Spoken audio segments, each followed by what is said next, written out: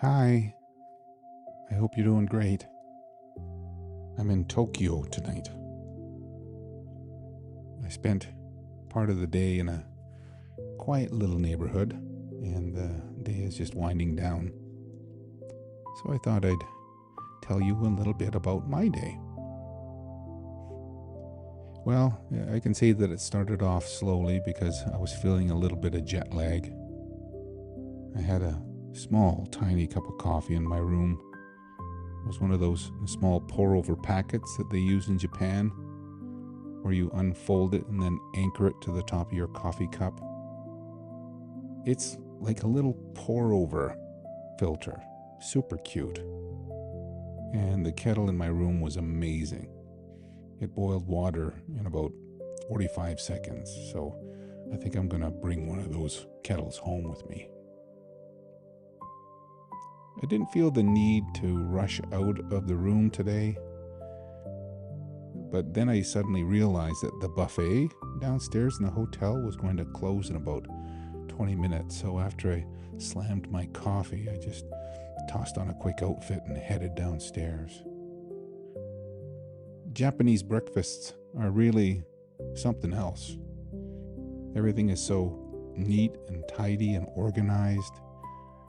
I have to say that everything is small too.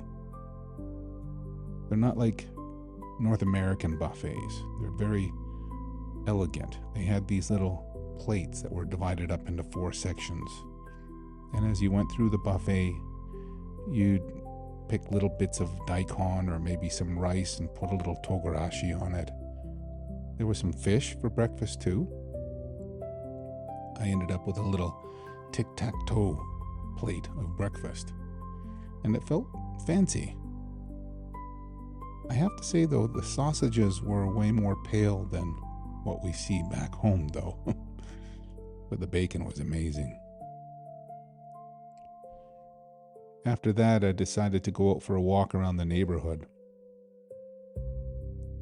No real plan, I just felt like letting the streets lead me to where they wanted to take me.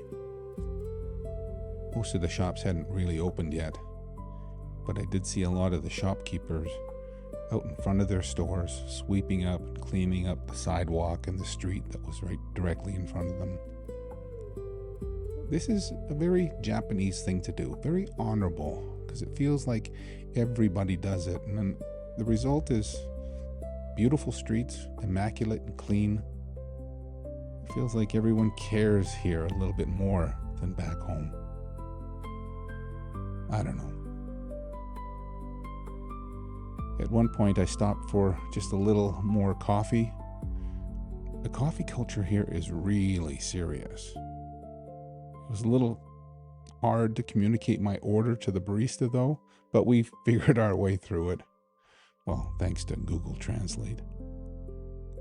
And I'd give that coffee 9 out of 10.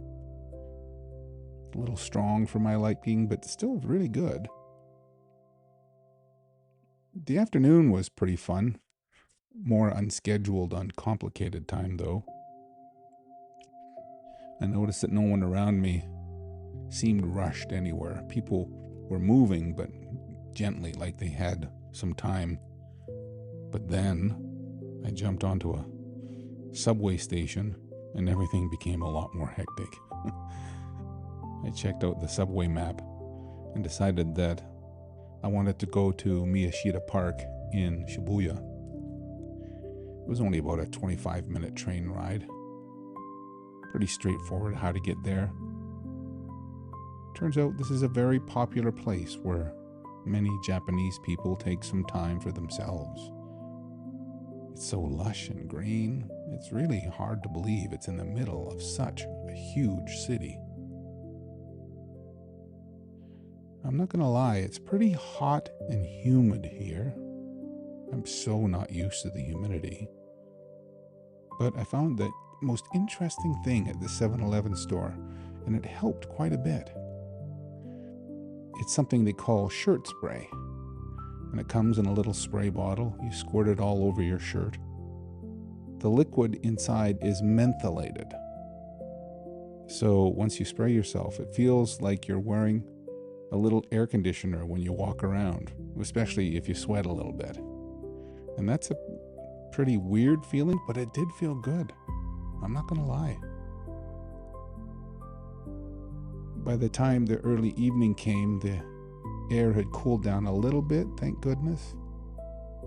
So now that coolness in the air felt like a bit of relief. But I decided to have ramen for dinner. There are so many ramen restaurants here. It's hard to choose. And what amazes me most about the ramen culture here is that every single restaurant is individually owned for the most part.